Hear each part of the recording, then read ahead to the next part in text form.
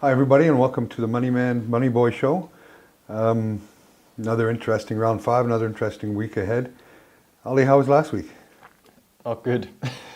Neither was the week before. Yeah. What went wrong last week? Maybe the Brumbies didn't have mumps. Maybe that's what went wrong. I had the Chiefs to win quite comfortably, put quite a lot of money down on one, and then had them in a multiple bet too. Then I also backed the Sunwolves, I think just from that one bet that came off for me at the start of the Super Rugby, so know to stay away from them. And then the Bulls as well, just didn't think they were poor enough to lose to a poor Blues side at home, but they proved me wrong. So yeah, look, I mean, the one thing that last week proved that there's no such thing as a sure thing or easy money. The Chiefs cost me, that was my biggest bet as well. So I lost that, but what I did post was, don't try and chase the money and just stick to your betting patterns. And then I had 2 more bets on the weekend. Both those came in. So, Yeah, enjoyable bets as well. The Wilder fight and Stormers game. Nice ones to come off. Yeah, it was always nice to win. I hate losing, and I think most people do. But you didn't chase any money on the weekend. No. I put all my bets in by Friday, and then by Saturday afternoon, I'd lost all my money. So, so what's your record at now? I think I'm 15 rugby bets. I'm 5 from 15. 33%. And I'm down 4% overall. I wrote a column earlier in the week, and one of my mates commented, "I'm surprised Money Man still trusts his money boy to be putting these out." So happy to be here for round 5. Yeah, well, you're still learning. Yeah. So I'm not too worried. Let's get into round 5. Your Super Brew. You're playing Super Brew. How are you doing in Super Brew? I'm not playing the Super Brew. Okay. I'm just putting out my statements so I can be held accountable, but staying away from the Super Brew itself. But I put my picks down every week with you guys. Where are you looking at when you look at the first game, Highlanders Rebels? It's a tough one. I mean, the Highlanders aren't great, but they can still score points. The Rebels aren't great. They've been awful. They've been pretty terrible. I mean, it's a game I'm not going to bet on, but I would say Highlanders by 11. I think the handicaps, I've got 12.5 on Sporting Bet. I think it's a bit high. I'd say Highlanders by 11. Yeah, 11. The biggest question I keep getting asked every week is, what does it mean minus 11.5 and plus 11.5? So let me explain that to people. Minus 11.5 means that the Highlanders start the game with minus 11.5 on the board. So if you're going to bet on minus 11.5 for the Highlanders, they've got to overcome a minus handicap and win by 12 or more for you to win your bet. For the Rebels, if you like the Rebels, it means that they start the game with an imaginary plus 11.5 on the board. And as long as they don't lose, they can lose by 11 or under, but they can't lose by 12. So all the handicapping is for which side. You're either laying the Highlanders or taking the Rebels. Yeah, and it would be the more conservative bet to go with the Rebels because it means they can also then win or draw. Of course, it means that as long as they don't lose by 11, 10, 9, 8, 7, 6, 5, 4, 3, 2, 1, you've won the money. As long as they only lose by that amount. Yeah. So it's just basically, if you're betting the Highlanders, you start the game minus 11.5 on the board. So whatever the numbers have got to add up to more than minus 11.5 at the end of the game, full-time score, and the opposite for the Rebels. What are your thoughts on the game? 2 pretty bad teams.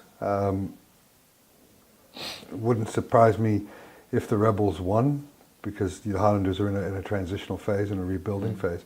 But I like, for my Super Brew, the Highlanders win by 7 or 8. Okay. That's my pick. But I won't be placing any money on it. Yeah. Dangerous one. Dangerous one. The next one is the Waratahs versus the Lions. The Waratahs are favoured by about minus 1.5 points. I've got minus 4.5 on Sporting Bet. I don't know. I think they've got it right. I'd say about Waratahs by 5, in my opinion. I really don't think it's a great Lions side. No, and even worse when travelling away from home. Yeah, not the kind of team that's going to go and knock over even the Aussie sides. No. there, I don't think. No, I don't think so either. I like the Waratahs in this game, and I think that they'll win by 3 or more points. So I will be betting on the Waratahs to win. Are you going to do an outright, or are you going to handicap? It depends what the odds are before kickoff, but Yeah. the last odds that I saw were 15 to 20, meaning that every 200 you lay down, you get 150 back plus your 200. I like the Waratahs to win outright on those odds, so I'll be backing the Waratahs for an outright win. Okay. But I post my bets an hour before kickoff if I'm betting on anything, but I will be betting on that game. Okay. And then we have a team that you bet on last week, and you were only off by 60-odd points. The Sunwolves travel away to the Hurricanes. Well, I mean, I think they sort of showed they've had one game in them, and it was that first one against, I think it was the Rebels. Yeah. And my 6-1 came off, so I thought, maybe they're a team to continue backing. Obviously not. I think the Hurricanes will pump them by, over 25. Yeah, look, I know Jordy Barrett isn't playing. He's golfing this week. But the Hurricanes have named a reasonably good side for that. Yeah, I was looking at that back line. It's just, they'll probably tear them apart. They should. Minus 33.5. I like the Hurricanes to win by 40 or more points. 40 or more? Yeah. Okay. Yeah. Based on what the Brumbies did to them last week. Wasn't the Reds... Oh, sorry, I'm sounding like James Dalton now.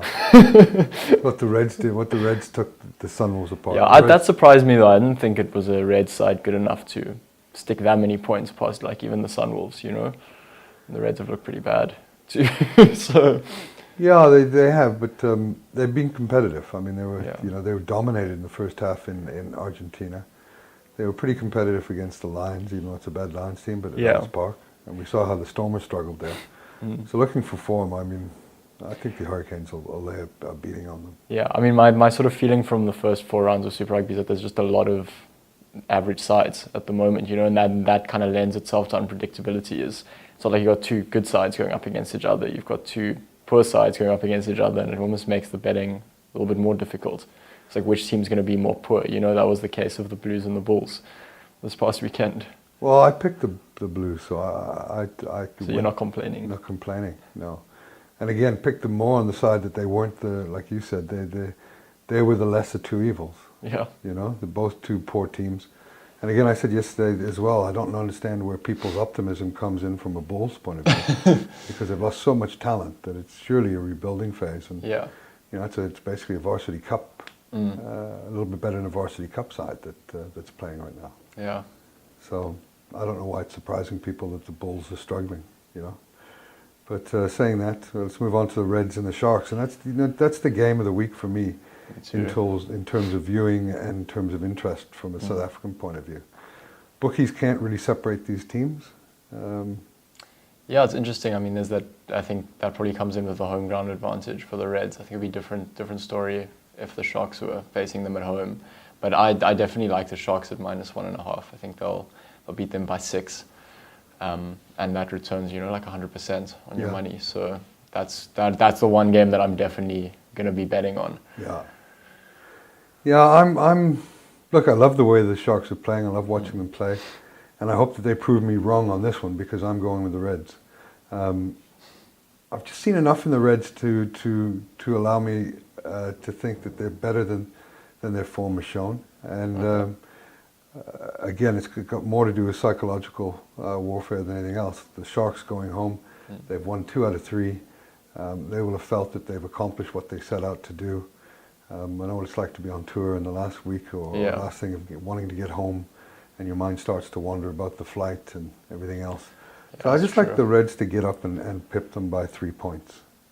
So I will be betting on the Reds to beat the Sharks this week. Okay. Again, it's one of those things where, like you said, we do the show at 10 and, teams are announced at 1 in the afternoon, and like we saw what happened 2 weeks ago with the Sharks, like Cohen Bosch out, and then those injuries early in the game, selections do make a big difference. So I'm going to wait until that side's released and everything, wait until just before kickoff. Yeah. And then...